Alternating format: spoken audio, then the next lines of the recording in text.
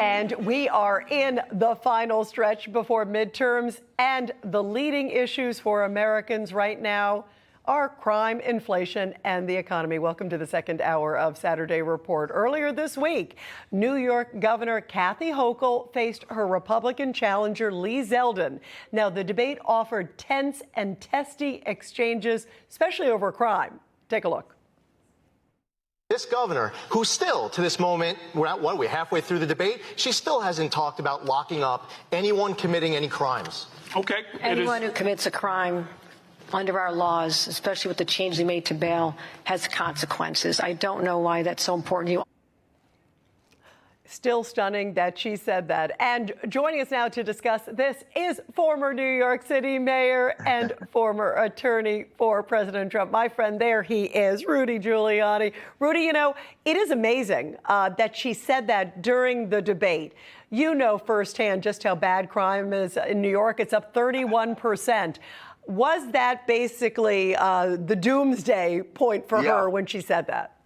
I thought at the moment she said it, I wrote it down the moment she said it. I said, knockout punch. Deliver it to yourself. And not to take anything away from Lee. He did an excellent debate, which I think also is part of it. I mean, she could have done that, and he could have not been good, and he wouldn't have gotten the I think he's going to win the election over the debate.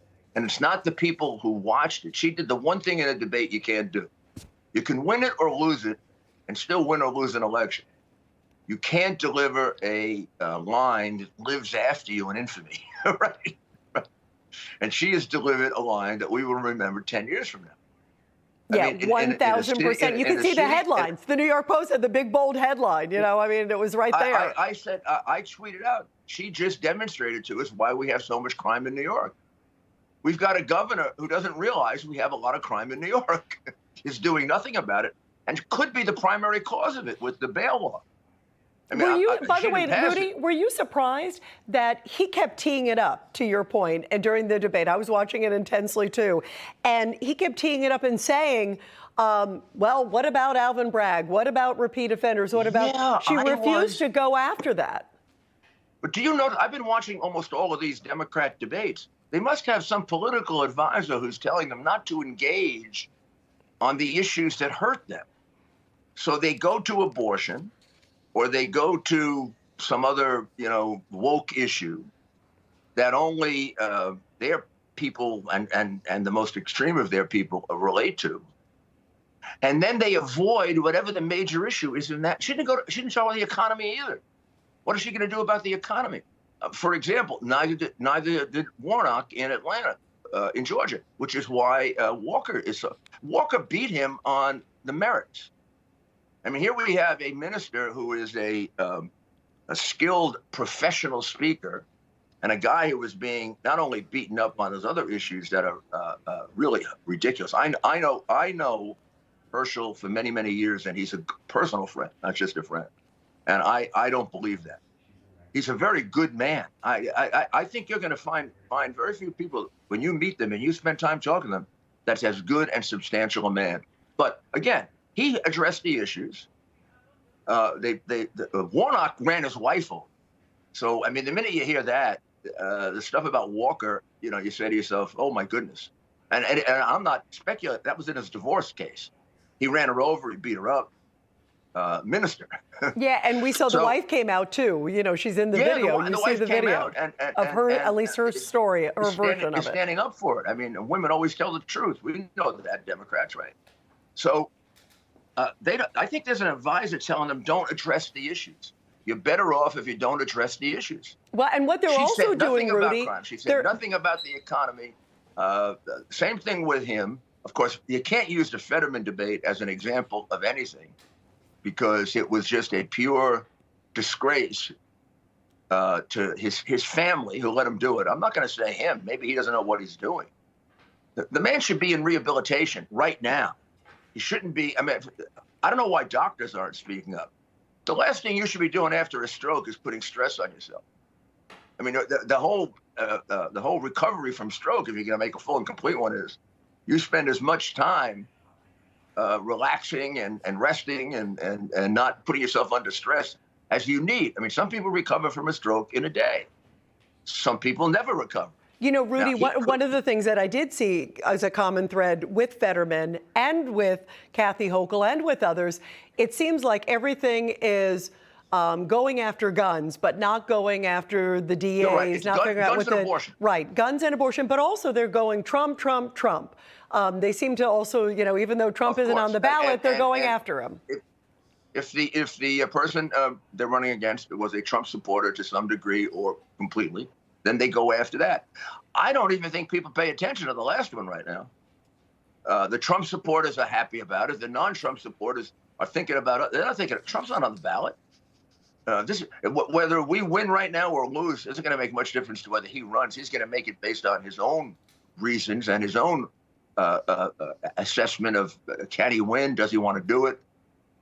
And we're going to win enough now so that there's going to be a basis for any Republican to run.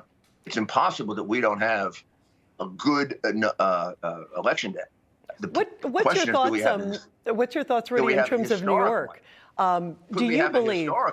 Do you believe it will be historic in New York? Because, as you know, a Republican has not won statewide office. It's been some time since 2002. You know the conditions that you were there and Pataki. I mean, you think about, you know firsthand so well. Is this that moment again? And Lee was trying to say that, the congressman in the debate. You're talking to only the third Republican mayor of the 20th century in New York and only the second one to remain a Republican. So I know how difficult it is for a Republican to get elected. George Pataki, my good friend and partner, won 20 years ago. And we've been defeated by two scandalous governors.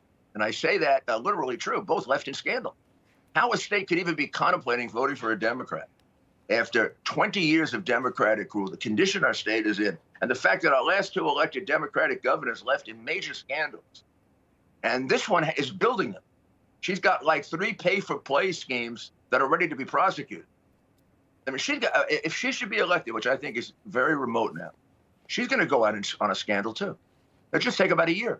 You play out that Buffalo Stadium thing with a couple $1 million to her husband, or the $600 million that she gave away to a company that's charging us 3 times more than California. Now, why would you do that? $300 million in campaign contributions.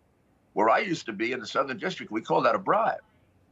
So, I mean, she's going in with scandals bigger than they have. Yeah, there were a lot of, by the way, and the moderators asked a lot of questions on that, and I agree with you. There was a lot of, I thought, weak moments for her in responding to that. So real quick, Rudy, you think that Congressman Lee Zeldin is going to pull it out? Yeah, I do. I think it's going to be the red wave that I thought maybe we were exaggerating this a month ago, that we were going to win, but it wasn't going to be. When I see what's going on, what about Pennsylvania turned around? And I think it's just a matter of days. Zeldin is tied right now. I think it's just a matter of days that he's sitting pretty much where Herschel is. Very interesting. Well, he definitely has the momentum, as you can see, in the race. Rudy, always great to get your perspective. Love having you on the show. Thank you. Thank you. Good job, always. Thank you. You too.